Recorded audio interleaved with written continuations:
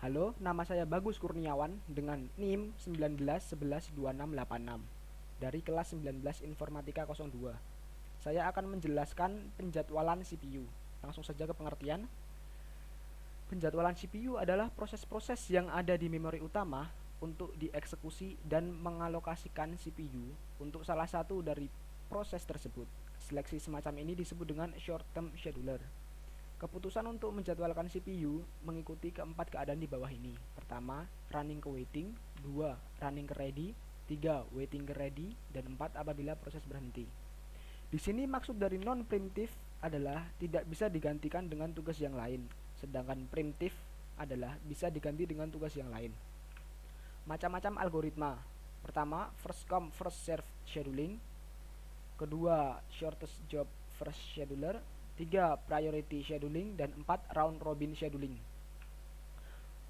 First come first serve scheduling, proses yang pertama kali meminta jatah waktu untuk menggunakan CPU akan dilayani terlebih dahulu. Pada skema ini, proses yang meminta CPU pertama kali akan dialokasikan ke CPU pertama kali. Algoritma FCFS termasuk non-preemptive, karena sekali CPU dialokasikan pada suatu proses, maka proses tersebut tetap akan memakai CPU sampai proses tersebut melepaskannya, yaitu jika proses tersebut berhenti atau meminta input-output. Kedua, shortest job first scheduler. Pada penjadwalan SJF, proses yang memiliki CPU burst paling kecil dilayani terlebih dahulu. Terdapat dua skema. Pertama, non-preemptive. Bila CPU diberikan pada proses, maka tidak bisa ditunda sampai CPU burst selesai. Kedua, preemptive. Jika proses baru datang dengan panjang CPU burst lebih pendek dari sisa waktu proses yang saat itu sedang dieksekusi, proses ini ditunda dan diganti dengan proses baru. Skema ini disebut dengan shortest remaining time first. Ketiga, priority scheduling.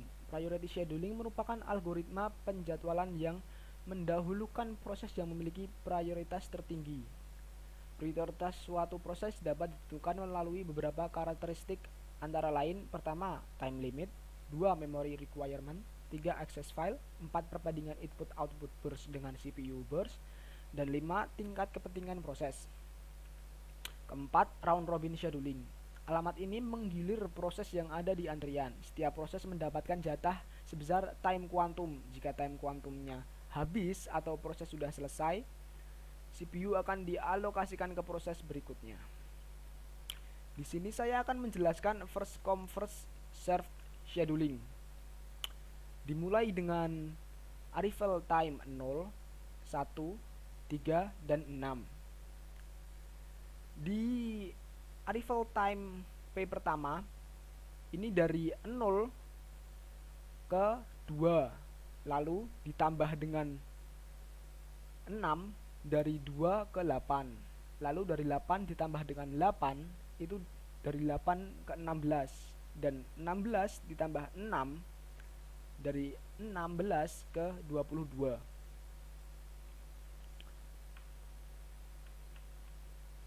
Di sini kita akan menghitung waiting time-nya.